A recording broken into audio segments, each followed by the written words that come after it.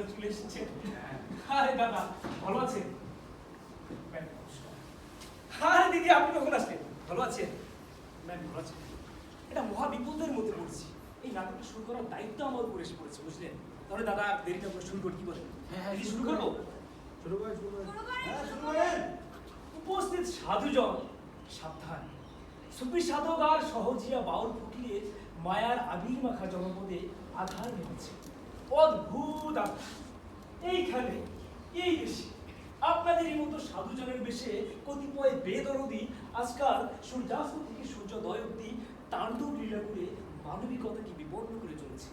এখন বিভেদায়নের ষড়যন্ত্র এমন ভাবে দানা বেঁধে উঠেছে যে কে কার শত্রু, কে কাকে ধ্বংস করবে তা কিছুই বলা যায় না।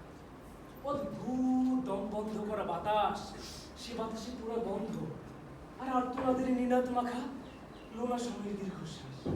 এই খবরগুলো আপনারা সকলে জানেন নিশ্চয়ই, আমরাও জানি, কিন্তু মানি না। তাই আমরা কজন যুগে যুগে অভাজন বলে চিহ্নিত যারা, তার একটি নাটক নির্মাণ করেছি। আজ এই নাটকে প্রথম রজনী। আপনাদের আশীর্বাদ নিয়ে এটা শুরু করি।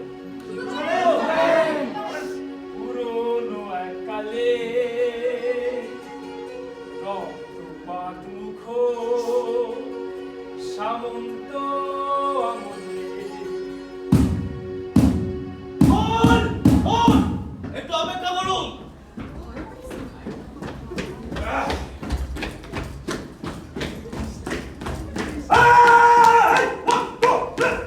দর্শকবৃন্দ কিছু মনে করবেন না, সরকারি জরুরি নির্বাহী আদেশে জনগণের নিরাপত্তার সাথে আজকে এই নাটকের